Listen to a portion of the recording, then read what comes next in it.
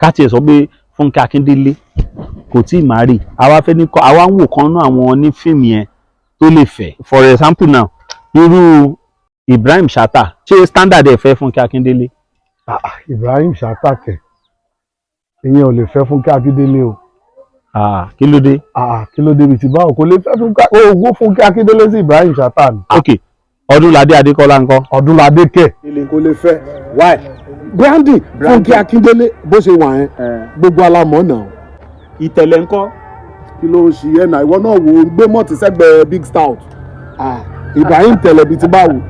kí ló ṣe àwọn ọmọ tó ṣe irú àwọn yẹn kẹ́. ok mo ń bọ̀ Fẹ́mi Adébáyọ̀ ńkọ́.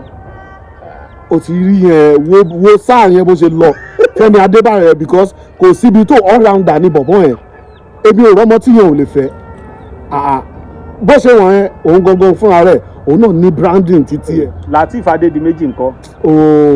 òun náà ní branding títí ẹ̀ but ìyá aláyé nírú àwọn Funke yẹn máa jẹ́ sí gbàgbé èjì ó ti yẹ gbàgbé èjì but ìyá aláyé ok má jẹ́ ń pè ní ìyá aláyé àǹtí aláyé ó máa jẹ́ sí Lateef Adédìméjì. ẹ wo àwọn obìnrin tó jẹ́ ṣàwáwù ẹ̀ nínú ẹgbẹ́ òṣèré yìí wọ́n láyé àwọn ò tiẹ̀ mọ nǹkan táwọn ò bá pè bóyá káwọn pè lórúkọ pé ẹnu àwọn ò gbà láti pè lórúkọ. ọmọ no the level wey the babe dey. torí ọ̀tọ̀ ni tó máa rò pé máa dé bá ọ̀tọ̀ ni tó máa ṣe.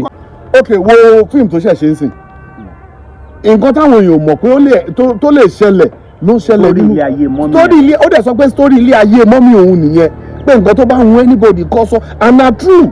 Yomi Fashlanso ńkọ́ standard ẹ̀ ṣé kò fẹ́ gbé kò gbé Funke Akindele. afẹsílẹ̀ afẹnisu lọ́kà Yomi Fash bó ṣe wà ń dó o proud bọ̀ká gbé yẹn tì ó mọ̀ àgbàlagbà ni ó ti yẹ àgbàlagbà ṣó ti rí àwọn ọkùnrin kan wà tó pé kò sí bó ṣe fáìn tó táwọn obìnrin kan bá wà even tó bá like ẹ gan Ọlọ́run ò ní charisma you no get that courage láti lọ bá wọn ṣé you get ordinarily Funke Akindele ò kàn lè jókòó síbì kan ṣe ẹni tó contest fún deputy governor Lagos State.